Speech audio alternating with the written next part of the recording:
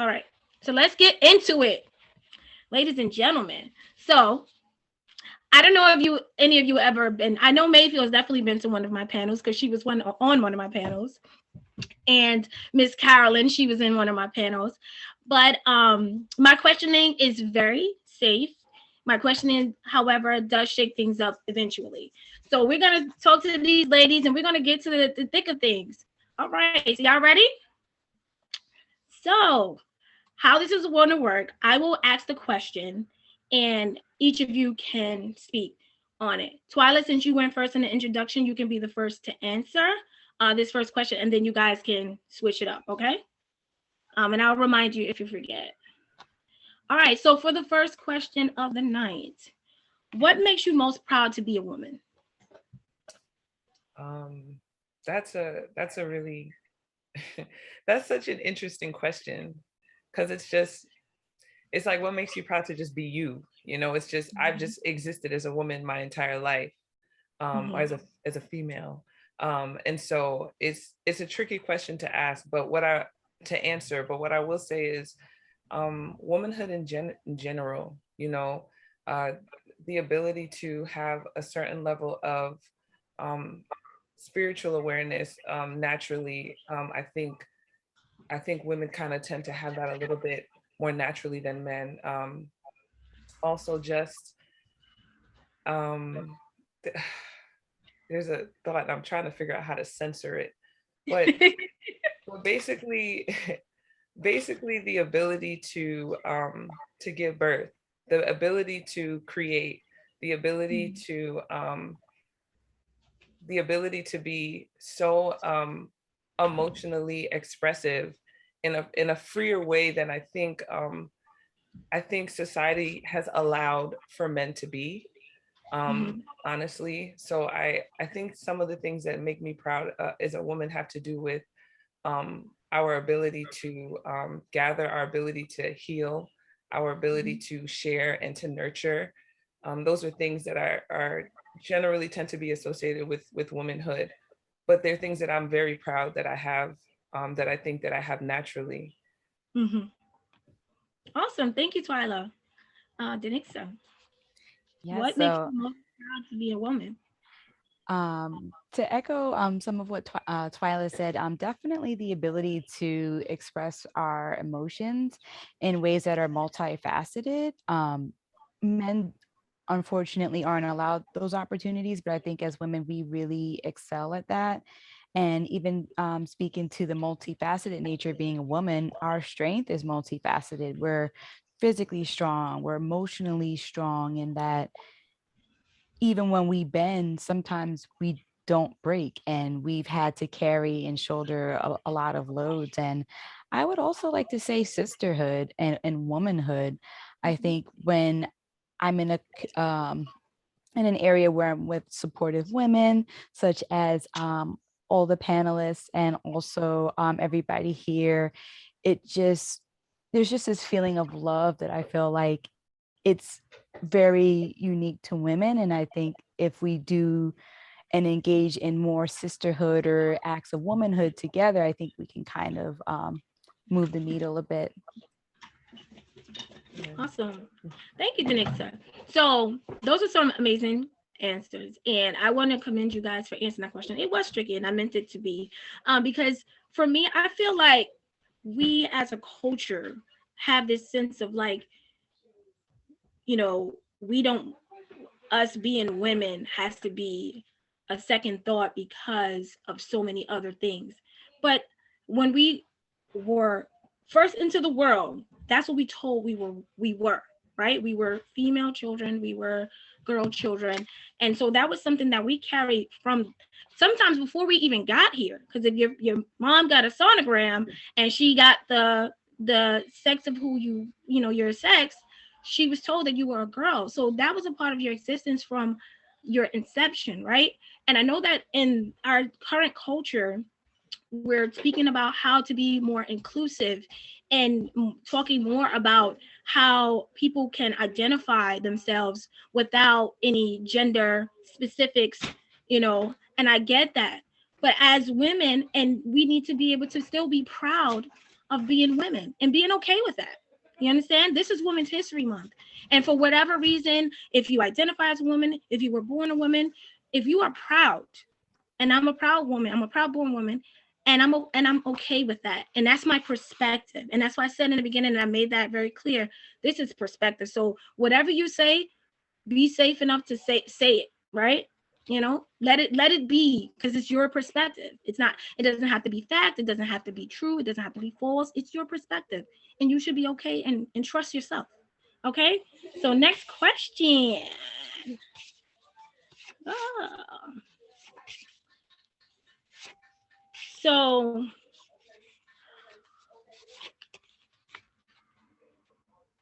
what do you feel are some unique things about your character, about you, that you can bring to the culture of women?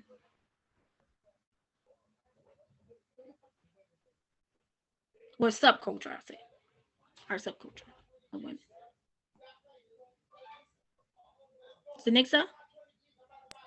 I think and I had to think about this one.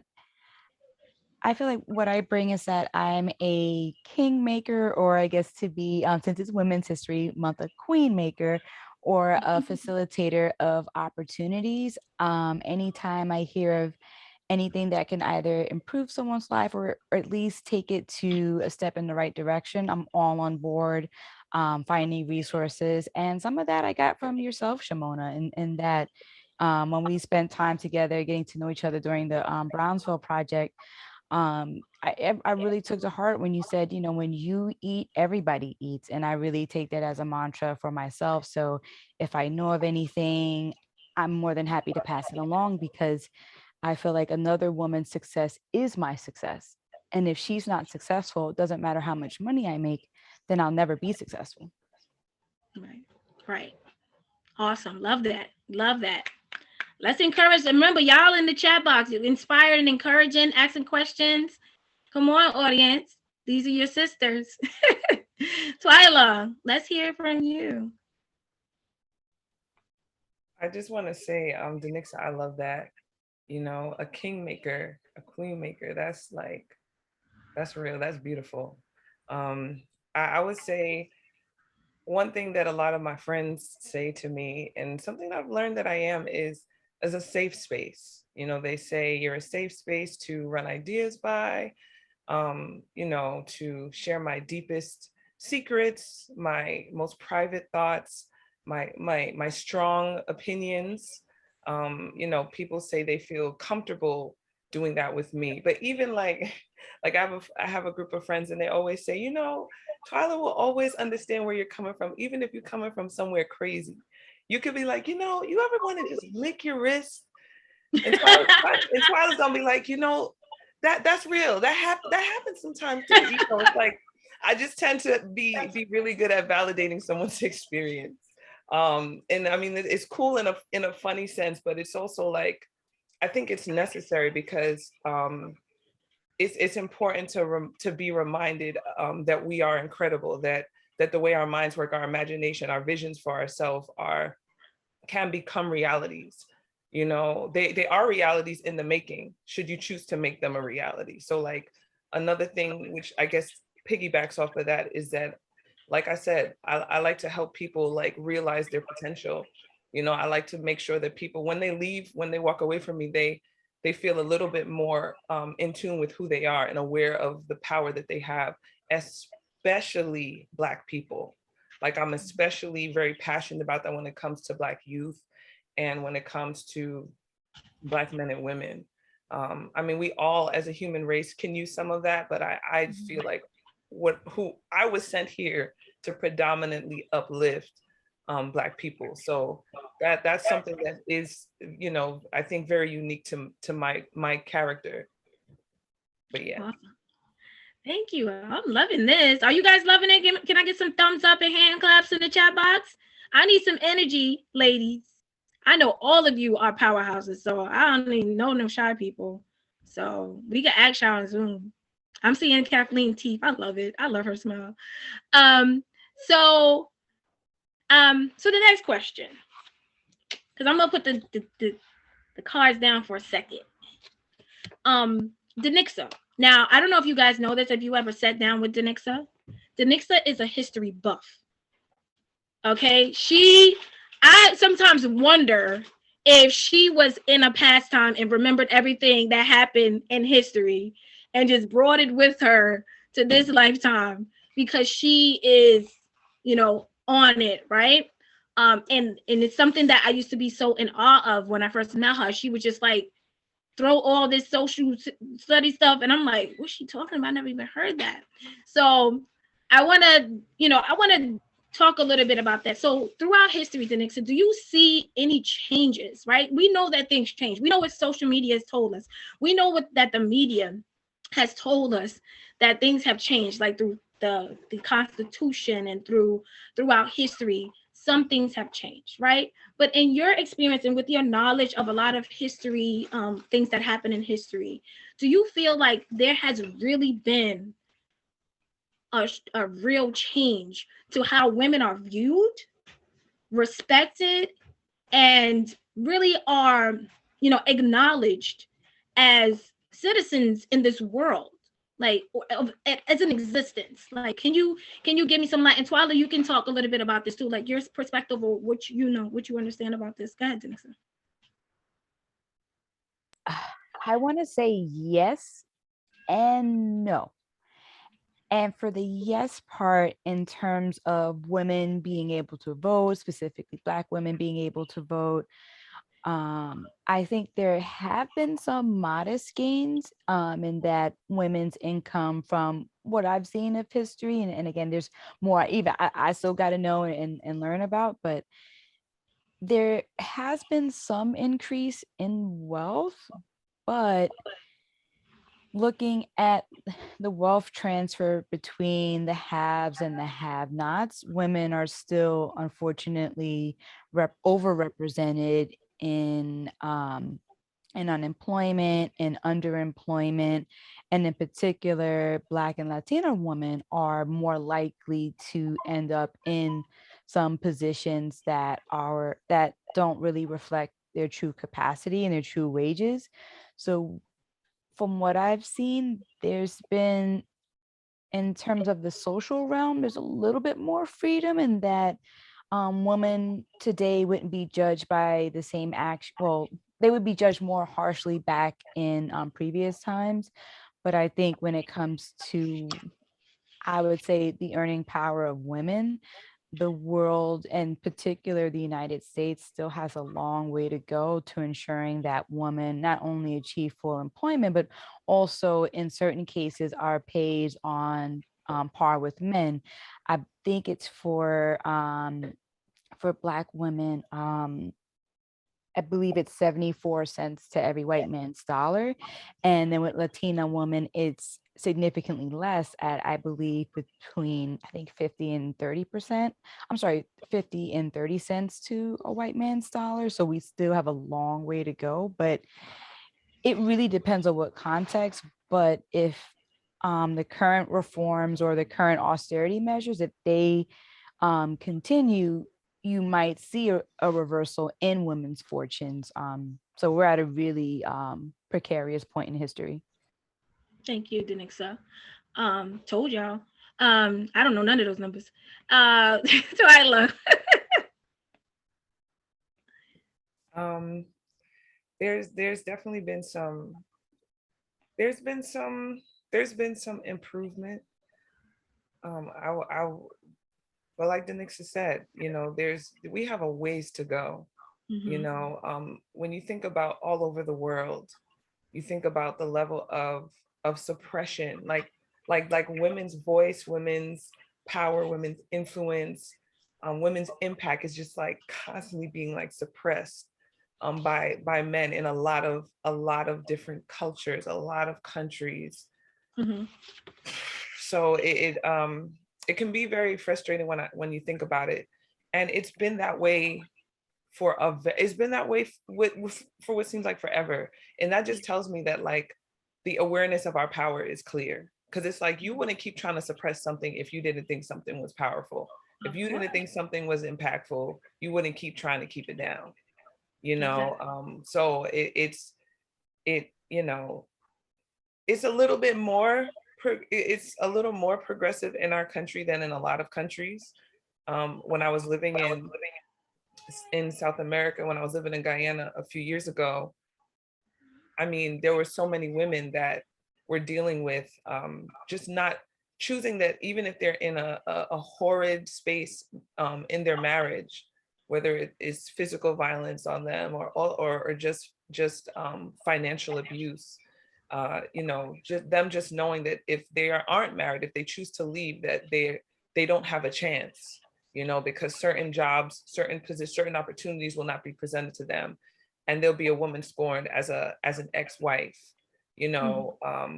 So it's just that reality. And if they seek out help, for example, I had a student who was in her 30s and her husband was abusive to her, and she went to her pastor, she went to church, she thought she can go to someone that might help her, and her pastor, you know, was like, what's happening? And she explained what's happening at home, and he said, hold on, and called her husband over and was like, you need to get her in line, you know, she's talking about you, you know. So it's just, you know, the outlet for change, for women to be seen and heard and respected the way that men are.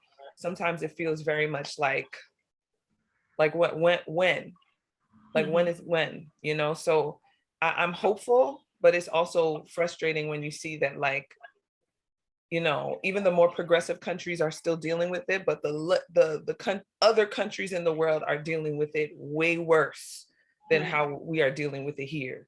So it's hard to say, honestly, because it seems like it's not happening as much as it should. It's not happening simultaneously, and it's not like, because we are all one, we are all women, no matter what region we are from, we're women. And so it shouldn't be, oh, you're from this country, you're from this region, or you're from this particular race, or you know, whatever, that it's okay. It shouldn't be okay at any point. And I like to point out one thing. I'm one person that I don't like to make myself a polar opposite of men in no way, shape, or form, even though I know statistically and everything in our world, we're considered a versus, right? We're never considered parallel. And I think that is the problem. We're always considered the polar opposite of them. It's women versus men. And it shouldn't be that. We're all a part of the human race, although we have unique differences.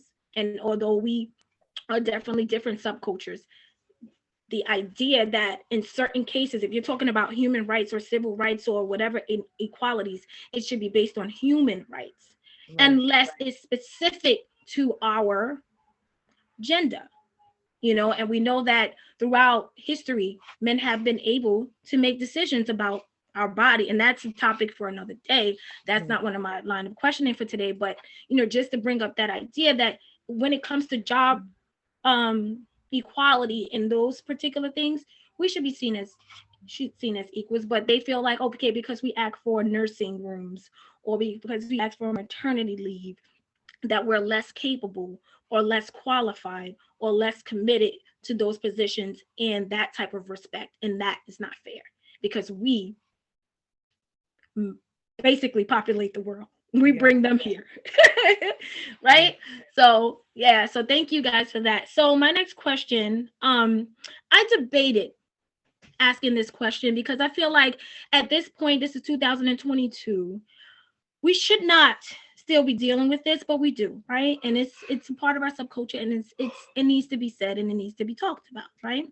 So my next question is, and then we're gonna get to some more like upbeat questions, I promise y'all. As women, do you feel there's a pressure to be either a mother and or a wife? And Twyla, I think you're first this time. Woo! um there's absolutely a pressure. That pressure comes from when you're a kid. Like it happens so early that, you know, this understanding that you haven't arrived, you haven't achieved what you want, what you're supposed to on this planet, if you are not married and with children yet, you know. And it's oof, it actually makes me a little emotional. It is it's damaging. It's very, very damaging. It's very, very damaging. And it's like, man, because what happens is there are women that jump into that because they feel like, well, that's what I'm supposed to do. I'm supposed to get married, I'm supposed to have children. Like that's what I need to do. And so they get into this situation, they get into these relationships, these marriages, and they have children in their 20s, some in their teens. And you barely know who you barely know who you are yet. How can you really know who you want to be with if you don't even know yourself?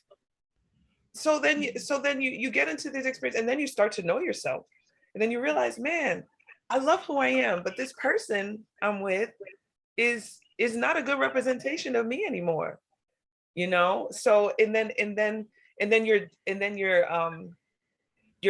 the demon or the devil for now not being happy in your marriage. So that's just one little example. But my point is that I'm talking about my own friends' experiences.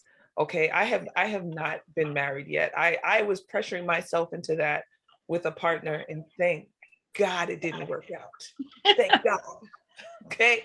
I'm so glad that I was able to take more time. That relationship ended, and I was able to take more time to understand who I am, to understand my own trauma, so that I can work on healing myself, so I can become should I choose to be a mother, I could become a better mother. I can be something more than what I'm just projecting my own traumas onto another child and bring into this world. There are a lot of things that come from the healing that you get from getting to know yourself. And a lot of times marriage doesn't necessarily very easily provide that space. Not saying you can't learn who you are when you're married, not saying that at all, but just saying that it can be very difficult and when you have children, it can be very difficult to come to that space when you do have those things. And the other thing is, some people don't have the intention of marrying a man and having children. Some women are gay and they have no intention of marrying a man. And some women, whether gay or straight, have no intention of having children. And that's not a failure. That's not a problem. That's not someone who needs mental and emotional help and support. It could be that is a reactionary thought process based on it's a something multifaceted thing. Like it's not a cookie cutter for everyone. But it's not like this is what every woman is supposed to do. It just in a certain timeline. This is the timeline for women to do it.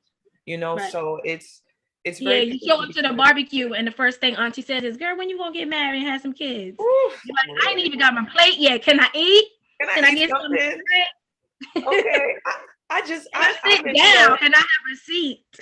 I've been dealing with anxiety and depression all day, and I finally got out of bed to come to this event and feel good about myself. And the first thing you're going to ask me is about something that I might feel like a failure about.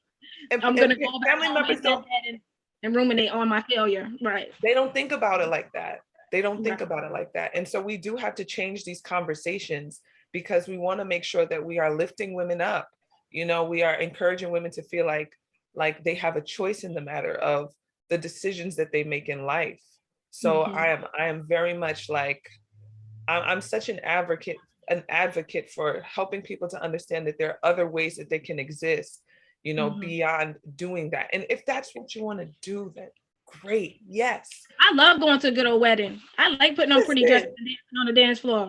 I love weddings. I love baby showers. I've been deemed a godmother a lot of times, and I'm almost like hitting that limit. Like, okay, that's enough. All right, you just got to be a cap on this, you know. But in general, you know, just letting people be free to make those choices and to understand that, like, they don't owe that to the world. That whoever they're here and sent here to be, that they can figure that out without the forcing of this lifestyle that they might not want. All right. Thank you, Twyla. So Danixa, you're on. Like, so do you feel that there's this pressure to either be a mother and or wife? Hell yes. And I'm gonna be very like honest in this conversation. I feel like it's it's standard across a lot of cultures, whether it's American, whether it's Latino. It's always that, oh, when you're gonna have a kid, when you're gonna get married, and usually, and I'm gonna be a comedian here, it in my experience, it's come from people who've been on their third marriage. They like their kids are like out of control, and you're trying to tell me when I should procreate. Your opinion is already null and void. I can't listen to you.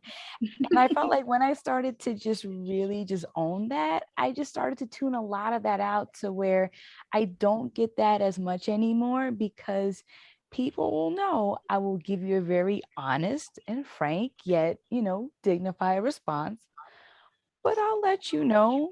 I've had one person say, "Oh, when's the wedding?" I'll say, "Well, when we figure that out, we'll let you know." And I just leave it at that, because everyone's on their own life path. Listen, if you find your soulmate at 20 and you have 4 kids and you live a happy life, that's great, that's beautiful. Or if let's say you're a little bit older, or even, like, I don't know, you're in your 30s and you just want to create, and having kids is not something you want to do, that's cool too. I think society always pressures us into trying to fit into these boxes, and when you start to think outside of those boxes and more or less live life on your terms, it's not to say that those isms are less hurtful. The darts just don't land, because it's like, I'm owning and I'm stepping into, my calling. And if that does happen, great. I mean, even for myself, like, I have a fur baby. I have a cat who's like a who's like a teenager. So if anyone who has teenagers, them and cats, they're the same. They're the same. They're lovable, but sometimes you got to put them in their own corner. They got to go over there. I saw Lottie, so tell Lottie I say hi. but and I'm okay with that. And then when that time comes, it'll be, when I feel like I'm ready. And I think it would be that much more special, because it was something I was being intentional about, rather than something I felt like I was forced into. Awesome. Thank you, ladies. That was wonderful. I love that. I like the energy and the in those questions. So now we're going to talk about moving forward, right? We talked about who we are, what we represent, what we bring to the table, our culture, some challenges, right? But we have a task. We have a task, because at the end of the day, we're here, we're soldiers, and most of us have soldiered through it. We have all ages of women on this call right now. So we have, you know everybody here. I'm not going to be naming ages and how much season everybody got. That's not what I'm about to do, because we all are a part of this culture. And we have moms, we have sisters. I'm a Grammy. I know I look like I'm still in my teens myself, but I'm Grammy. Um, You but look good. You look good. thank you, girl. Thank you, girl. But I wanna, Danixa and both Mayfield were a part of Brooklyn Benevolent Beauties, and Jessica, Anthony's. When I was running my youth program, Brooklyn Benevolent Beauties, I was going to get free space out of the libraries. They have community spaces. Anybody want to do a little event? Long as you're not charging people, you can use that space. And I utilize I'm like Denise said, I'm resourceful. I'm gonna find some free space, because I feel like they owe us, right? So I'm gonna use it. It's there. I'm gonna use it. My tax dollars, your tax dollars, pay for them things. So use it. So I was using the community center, and we in our first day we had 50 something girls show up from inner city Brooklyn, from Brownsville, East New York, Bed-Stuy. We had about 50 girls show up. We couldn't even fit them in the room. We were tight. Okay. And some girls had to leave, and we had to rotate at some point. And throughout the program, we had girls come in, and we ran the program for about 6 months, Danixa, and we had great dialogue with these young women. They connected, they felt loved. We gave them a space to just be themselves, be unique, show anger if they needed to, right? Creativity. And believe it or not, the little young babies, the 10-year-olds, enjoyed it the most. But there was something, I think, Mayfield, you were at this last meeting that we had. This young woman who had gave us a lot of attitude, like the first couple of meetings, said to us, You know, after doing this program, my teacher told me that I'm a nicer girl now because she was able to release some of that energy, you know, where she felt she didn't wasn't her, she acted out so people can see her. So my challenge to the women in this group now, and the first time I asked my panelists, you know, how do we move forward as a subcultures? Because we got to take care of us first, like the big us, right? Because we could go out to the youth, but until we get us together, the seniors, the adults, until we figure out us as a subculture, what we are going to do, how we're going to move forward, then we can go outwardly. So my first question is how we move forward. How do we move forward? What are some of the things you'd like to see? I see Mayfield said heal ourselves first. So doing some internal work. Yeah, that's awesome. Panelists?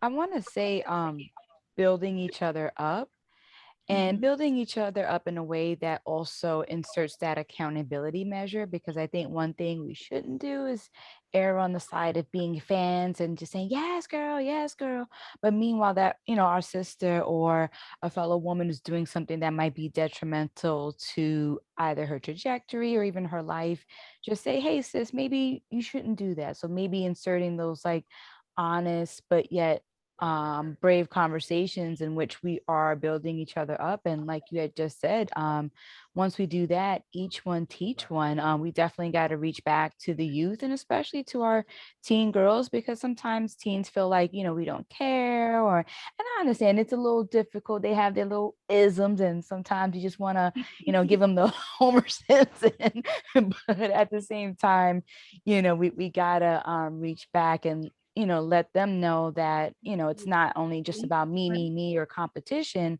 but how do we build collective efficacy as women and how do we nurture that within ourselves? Got it. Thank you, Twyla. And you guys can put yours in the chat box. I'll read them out too. Um, you know, I realized that we we could support our mom friends a little bit more. I think I think that because Oh, I you mean, babysitting? say that again. I said you babysitting? Yeah, no, but yes. So I'll tell you what I mean. Yes, I would, but I'll tell you exactly what I mean. So teenagers are basically, you know, we like to say they're going through that thing, their hormones are changing, right? But what's also happening is they're reacting to all the things that they dealt with before. Like they're finally expressing all the things that might have bothered them, that they've been through, that they didn't know that they could express before now. It's almost like the second toddlerdom. It's like the second, you know, and so it's not necessarily a bad thing, but you are going to unlearn them, right? And so they don't want to hear, a lot of times they don't want to hear what their parents have to say, even when their parents are telling them the right things. It's like Mhm. there's a resistance, you know, to hearing it from them, but they'll hear it from their auntie, they'll hear it from their mom's friend, you know what I'm Mhm. saying, even if they won't listen to their mom. So Mhm. I've realized that, I've learned that even with my cousins, my first cousins that are around the same age as me that have girls, like they'll come to me and blah, blah, blah, blah, blah, blah, and I will listen and I'll say, well, what about this? Have you thought about that? And Mhm. spending time with them and create and developing relationship with them so that you can help them when they get older, when they really need that kind of support, you can be an ear to, excuse me, you could be an ear to them. Mhm. You know what I mean? So yes, I'm down to do that. You know, I think it's very important for our teenage girls to have grown women as a safe space, not as a judging, like what you doing now, or you know, because they already get so much of that from all over the place, especially as Black girls. So Yeah. like if you could just be a safe space for your friends, daughters, or your cousin, your whomever, you know, sons too, you know, they need that too. But Mhm. since we're talking about women and we're talking about how each one teach one, we're talking about how do we uplift one another. I think that that's one of the very necessary things that we need is especially if you know that you have a lot that you can give and extend, whether it's wisdom, whether it's just support, whether it's just a listen. Sometimes these kids just want to talk, and Mhm. you just and they just want someone to listen. And mom is trying to work. Mom is filling out this and signing that. So she might not have all the time in the world to do what's needed, to listen to Mom is healing everything. herself. Mom is Right. healing herself. Right. So like And the if you could process of be being a there, parent. so Yeah. if you could be there, for someone Like else, tag, you're in, it takes a and village. we should be comfortable tagging our sisters. Like, you know what? Right now, I'm going through something. Tag, sis, you got me. And this doesn't mean money or, whatever. If it's just, you know what, I'm having a bad week and you go over there and bring some food over to the kids or even to her, you know, or, something. But that leads me to my call of action number 1. Mhm. So, ladies, thank you, Twyla. I'm sorry. Thank you, ladies. So, my first call to action is so every year I usually do a letter writing campaign. Last year I didn't do it. I was a little distracted. Um, but I started this letter writing campaign back in 2018, where I asked all the women in my my community to write a letter to 10 women and let them know that they're special. Tell them that you love them. Tell them that you care about them, that you will be there for them, right? But if you don't, I'm not really of the text messaging. I get it. I really like to get things in the mail. But if you don't have your friends' mailing address and you still want to do this letter writing campaign, you can send it through the text. I feel like the letter is more genuine and takes a little bit more grit to do. Like you could just send a quick text or you could send a quick email, but to sit down and write a letter, put it in an envelope, put a stamp on it, and walks in the mailbox shows commitment, right? And I want us to show that commitment to our ladies, right?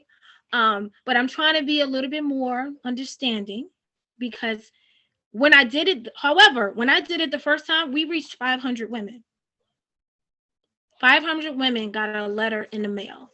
Okay. So it can be done, but I'm being a little bit more lenient this time. So you can either send an email, send a text, or drop a letter in the mail to 10 women in your life to tell them or to let them know that you care for them, that they are special, and that you are here for them. Because believe it or not, they may be going through something that they don't want to tell you about. And that little snippet out of nowhere could be the very thing they needed to open up and share so they can get some support. Okay. So that's call of action number 1. So we're getting close to time. So I'm going to open the floor a little bit for a second. And Sanaya is going to put the Google form in the chat box. You guys can copy and paste it, do it later. You don't have to do it right now. But I want you to put if you're up to something, you're doing any businesses and stuff like that, put that there. If you're interested in volunteering, I'm bringing Benevolent Beauties back in the fold soon. Maybe July 1 is when I'm hoping to do that and building this community. My life's work is going to be building this community. Because I want to see, I know there's so many people doing healing work with women. I know there's so many organizations, but there's billions of people and billions of women. So they can't reach everybody. And they don't have my words. They don't have my experiences and they don't have what I have. So I get to make contribution too. All right. So if you guys want to unmute yourselves and make a comment or ask a question to our panelists or me, you're free to do so now. And the link is in the chat box. Any questions on the floor? Okay, everybody's pretending they're shy. I know if you guys know Shimona and you're in this room, it's not possible. So I just want to thank you, Shimona, for doing this. And y'all forgive me, I'm tired. I'm double dog tired. I'm sick of COVID, but I could not miss this energy. And it's just been so inspiring. So thank you for putting this together.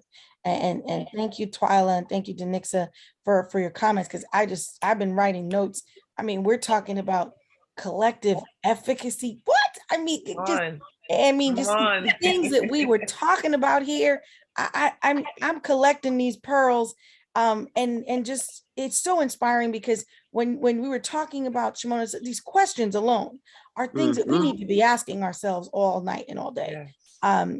And just thinking about really how casual people are in approaching us about our wombs, in our bodies, I read and that. in our stories, I mean, it's just insanity. It's disrespectful. And then when you think about how casual people are about our bodies, and our purpose, you understand why so many women become casualties. And so Right. there's just so much that's just jumping off.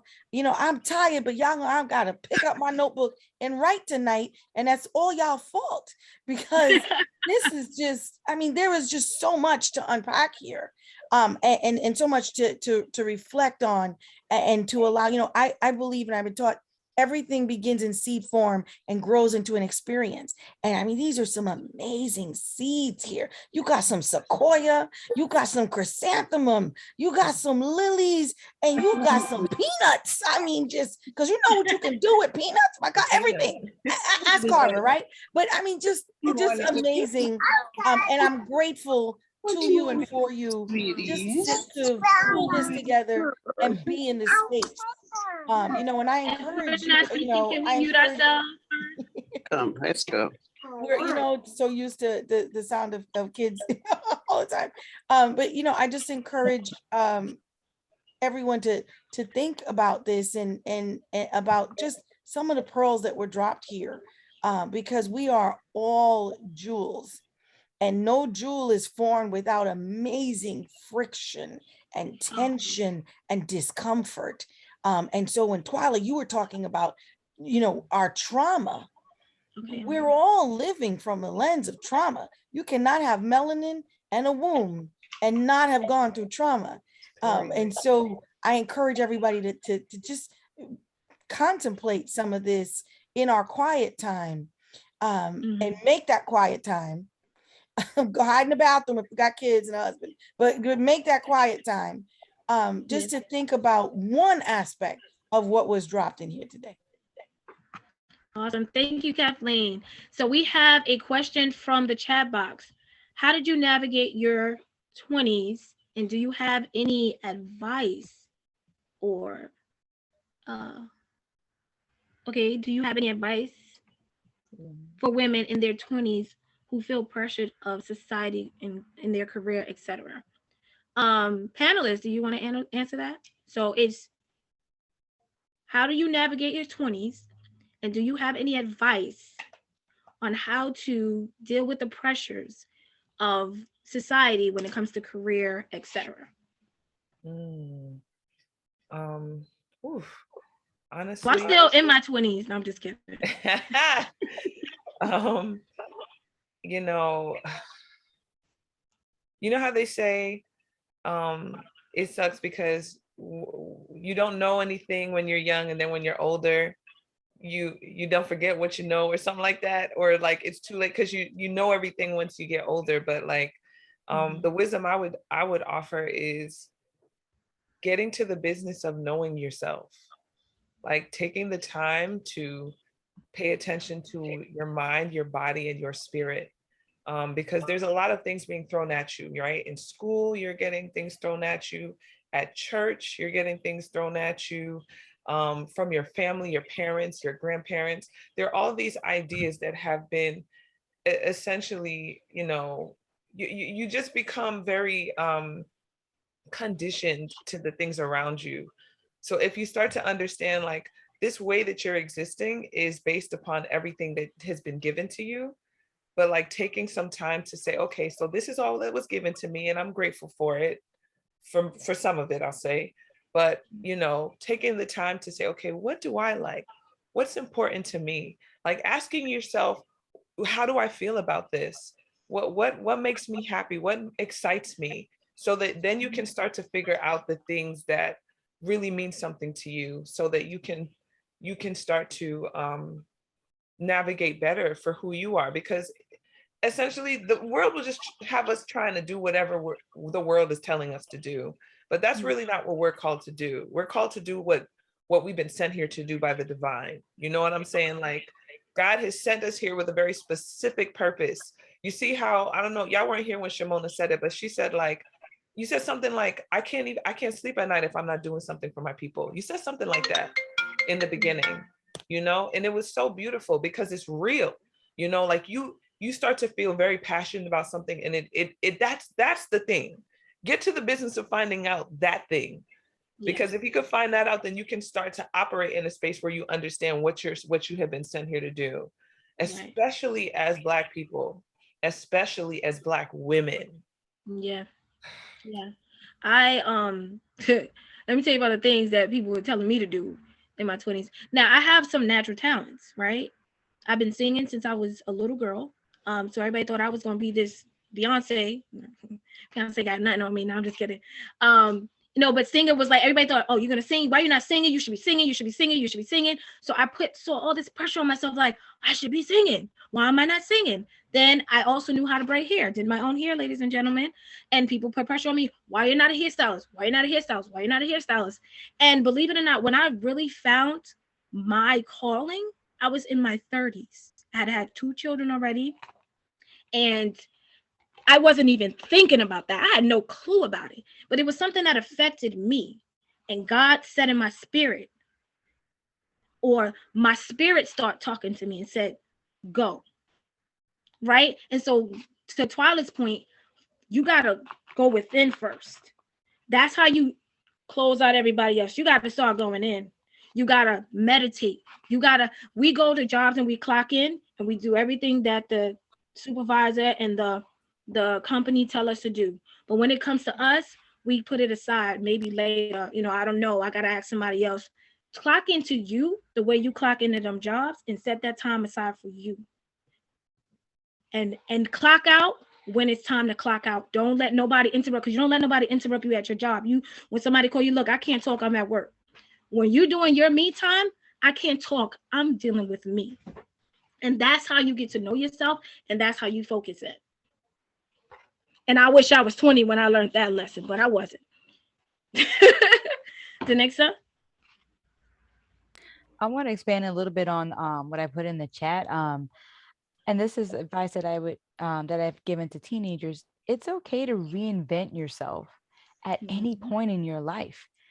Like before I got into education, I was into fashion. And if you were to tell my 20-year-old self that I would be a guidance counselor, I would have laughed in your face. I would have said, no, I'm not good with kids.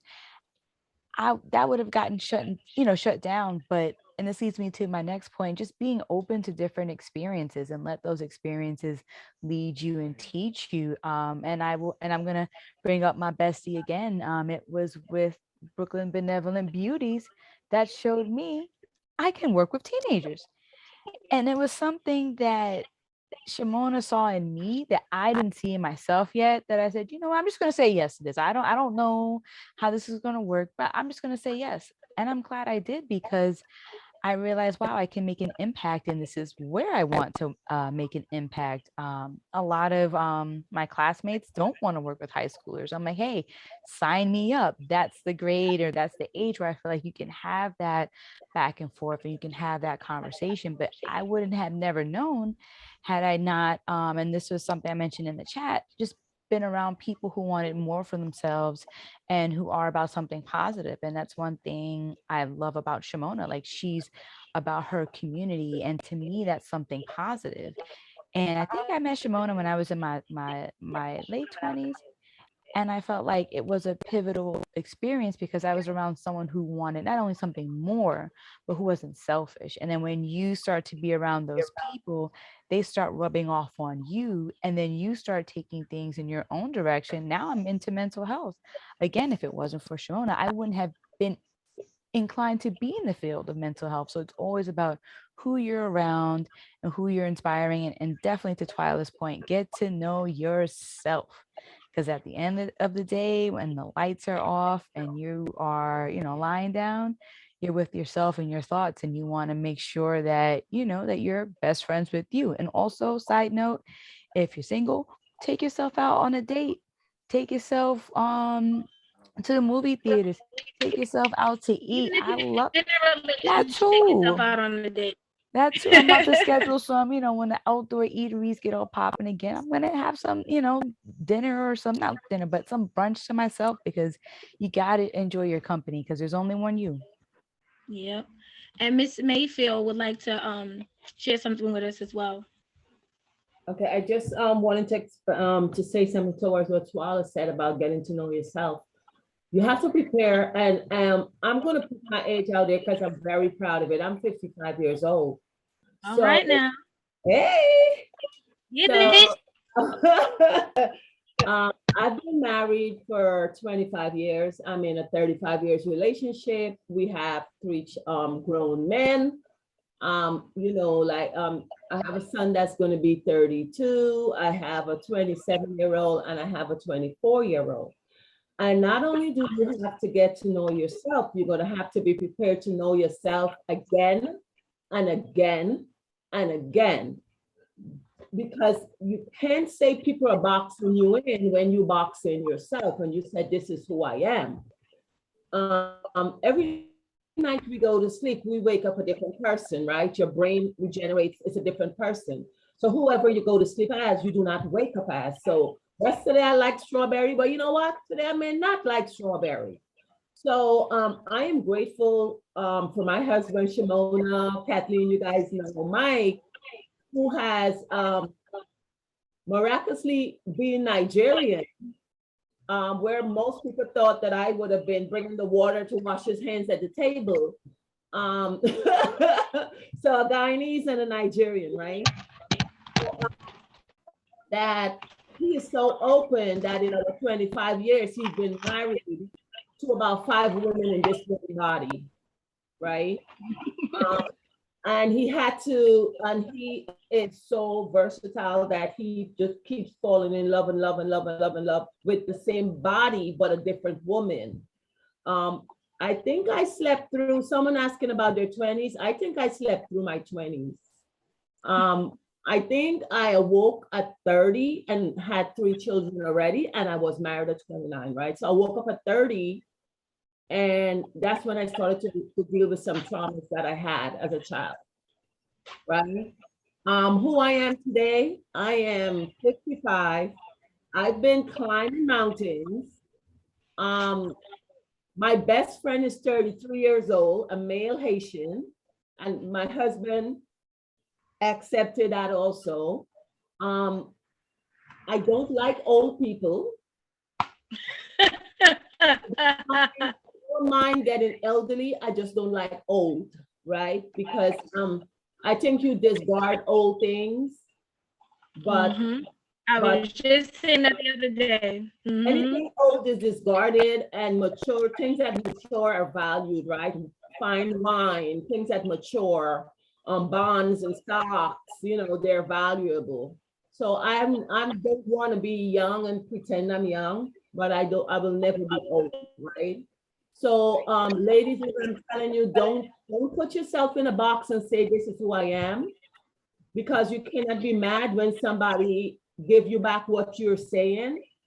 And you're like, no, that's not me. You're the one that put that out there. You're the one that said, this is what I like. This is what I don't like. So even in defining yourself and getting to know yourself, leave that space to grow, because you don't know who you're going to be tomorrow. Me, I don't know who I'm going to be tomorrow. I'm a grandma. I have a 5-year-old grandchild. I don't know who I am going to be tomorrow. I don't know me. I never want to know me 100%, because then what else is there to discover, right? You got to stay curious. You got to stay curious. You got to stay on your quest. You got to stay on your journey. You're going to always be questioning. I remember my husband used to say, oh, honey, look at this dress. Do you like this dress? And I would say, yeah, for your mom, not me, right? Because he had ideas of age, and this is your 30s, and this is what you would be on what you wear. This is your 40s, and I was not going to be contained and put in a box. So I would tell him, you're never going to see me with a head wrap on a muumuu. That's not me.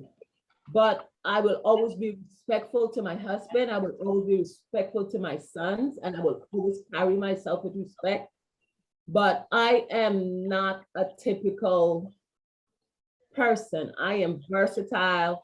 Shimona, I had those two young men running behind me while I was in the mountain 2 weeks ago, right? I got to the top before the young men, and I get up 3 days a week, 3:30 in the morning, Monday, Wednesdays, and Saturday, and I hit that gym with my husband. 3:30, we hit the gym 4:30 in the morning. We work out hard, including this morning, and you just have to keep reinventing yourself and leaving space for yourself and having grace for yourself. And one thing before I finish, Simone, I know we're talking about men controlling and taking our powers, but for me, I think a lot of us. I don't think we said that men controlling our power. But I just said I think a lot of us women, we advocate our powers.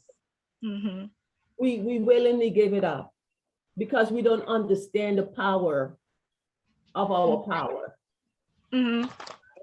We are so powerful, and Twyla, you said if they didn't know how powerful we are, they would not have been trying so hard to suppress it, right? And you're absolutely, absolutely right. We are some powerful beings. We are no lesser than a man. Since we are all women here, I must say we're kind of more powerful than they are, because God would not have taken a lesser being and give them the power of creation and the power to say yes or no to birth, and the power and the vessel to bring life through. So I think there's something spectacular about women that he chose us for that mission, right? So we are the powerful ladies. We advocate our power through being in love, right? But I love him, but he only punches me once a week. I have 6 good days out of the week. You know, what is that one bad day? And we give it away, we give it away, we give it away until we have nothing, right? So know your power. Yeah. So Shimona, finish your comment. There's a king of England that in 1964 advocated his throne, gave up being the king of England because they would not approve his twice divorced wife, prior divorced wife. And he said, I love this woman so much, you could take the whole English kingdom, I'm out of here, right? If you Google her, she's not the most beautiful woman ever. She's not the most beautiful woman ever. And love for her had a king, gave up his throne, died like they give him some little stupid title and banished him to Barbados, where he lived modestly and died with his woman.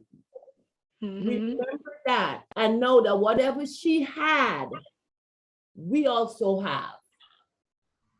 Okay? That we could make kings bow down and give up their throne for us. And that's the power of a woman. All right, ladies? And don't forget Helen of Troy and all the rest of them women that, you know, men have given the throne up for them and fought for them. And definitely, so I just want to wrap us up. Are there any more questions or comments? So I want to thank each and every one of you ladies. All of you have been an influence in my life. I think I don't know maybe one person in this room. And nice meeting you. And thank you so much for joining. We, every last one of the women in this room have been an influence in my life. My sisters are on. Kathleen has been, my rock these past 2 years. She has been, throwing her hand back and reaching up for me for the past 2 years. Mayfield has always been like my shoulder to cry on, and she sets fire to me, to my feet at every corner. She doesn't allow me to bow down with her or cry in any moments about something that I have the power to fix. Twyla is my singing coach. So I know she was cringing when I was like, singing, because Twyla has been someone who has believed in my talent as a singer. And it doesn't mean I don't sing. I became the funeral singer for a while, and I was kind of a little bit like discouraged by that. But my voice, I haven't found the purpose of my voice. I'm not saying that it's not for the big stage. God hasn't sent me the message as to what my voice is meant for. He probably gave me these vocals not to sing um R&B or anything, but to sing songs to the masses, to for war cry or for healing. But I haven't found that yet, right? So I'm working with what God teaches me. So in regards to, Twyla, but Twyla has always believed in my gift.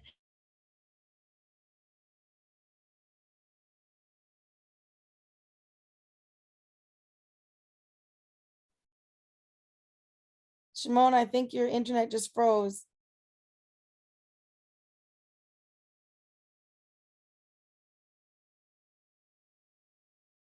You hear me now? Okay.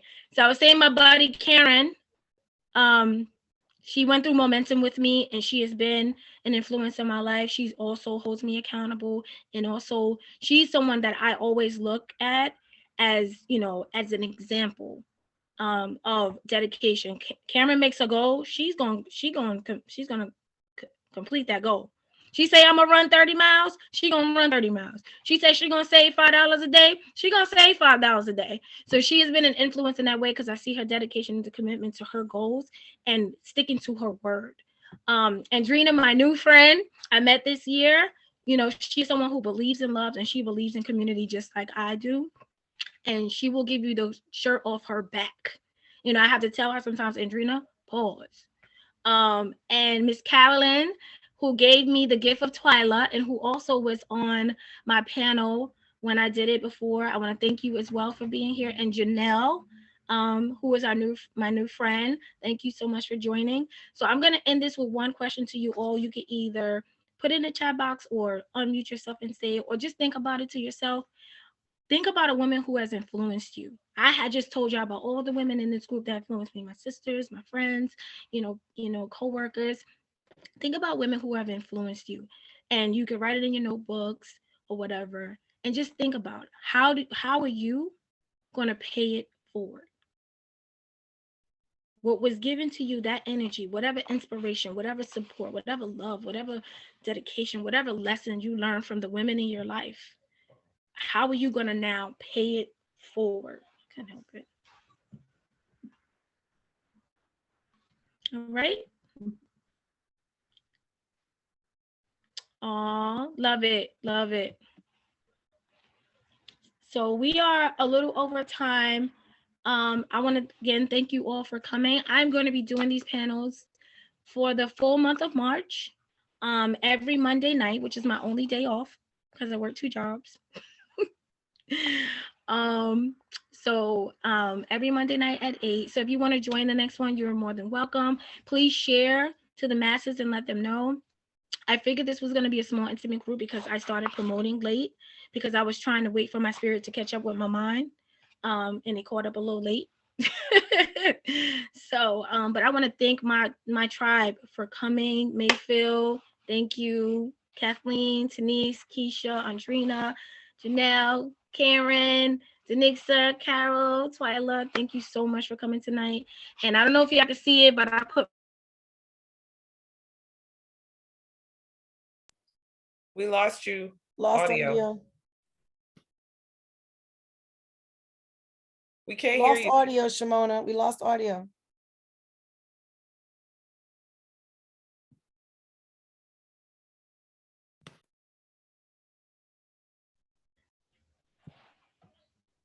I think she's saying, all right, bye, but we can't hear you. Can you hear me now? Yes. All right. I was saying a lot, but I was saying good night and thank you so much for coming, all of you. And I'll be doing this every Monday at 8. I don't know if you heard that part. Yes. All Thank right, you, and I'll send the Shimona. Thank links out with the different guests and everything. Thank you. Good Thank you night. for creating these you. spaces. All right, bye. Bye, And everybody. fill out the Google form. Yes. I'm gonna text it too.